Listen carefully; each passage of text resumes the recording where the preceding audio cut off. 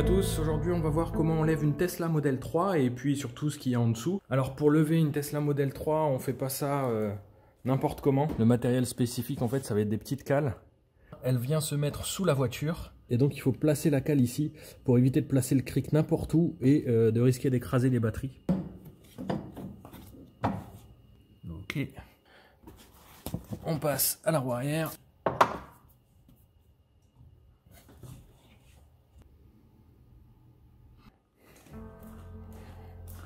Alors pour ce côté là moi j'ai un petit problème, c'est parce que mon pont il est un petit peu grippé, du coup je ne peux pas placer la cale.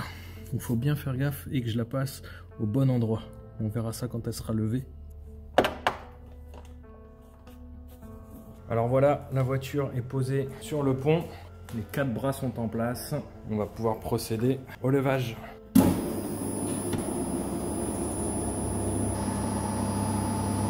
La voiture est super longue, et ça j'avais pas trop anticipé, donc j'ai très peu de place pour passer. Comptez pas sur moi pour lever une Tesla Model S ou un Model X. En fait il n'y a pas grand chose à voir, tout est plutôt protégé. Là on a de l'espèce de fibre, ensuite là on a le gros pack de batterie. On peut voir que j'ai un peu frotté des trucs à droite et à gauche. Le train arrière, là où le moteur est.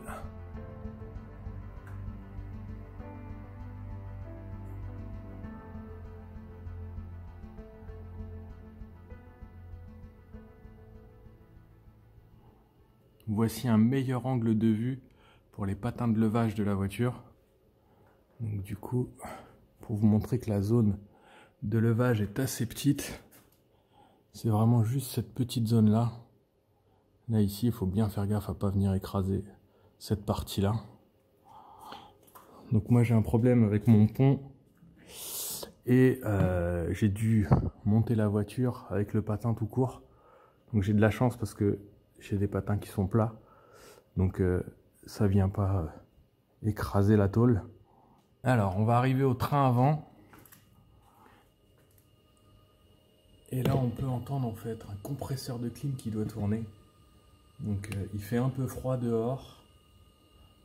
Donc en fait ça doit maintenir la batterie à température. Et c'est ça qui me bouffe de la batterie quand la voiture est à l'arrêt.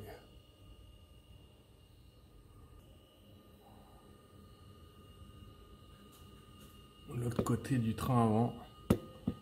Donc on peut bien voir que j'ai pas de second moteur là.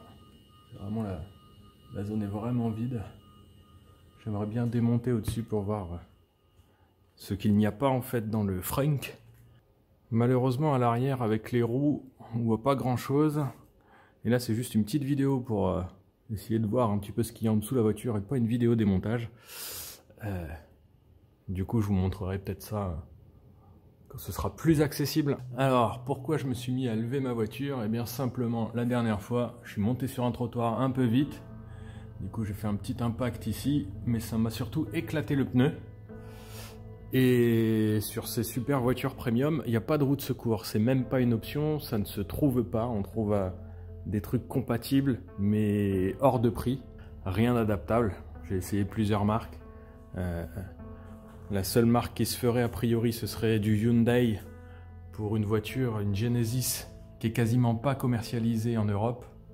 Du coup super compliqué à trouver la jante. Et quand on trouve la jante, elle a des prix hallucinants.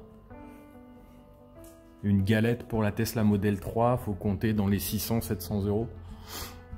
Du coup à ce prix là je me suis dit j'allais peut-être me faire un kit de roues hiver. Ce sera peut-être plus safe et comme ça j'aurai des roues de secours au cas où. Bon ben voilà, c'est tout ce qu'il y avait à voir sous la Model 3, c'est-à-dire rien. Et il faudrait démonter les choses pour voir, mais pour l'instant c'est encore sous garantie, donc je suis pas très chaud pour la démonter. Mais peut-être qu'à l'occasion je démonterai des choses. Donc voilà, rien d'exceptionnel contrairement à ce que le titre pouvait dire, mais en même temps c'est le dessous d'une voiture quoi.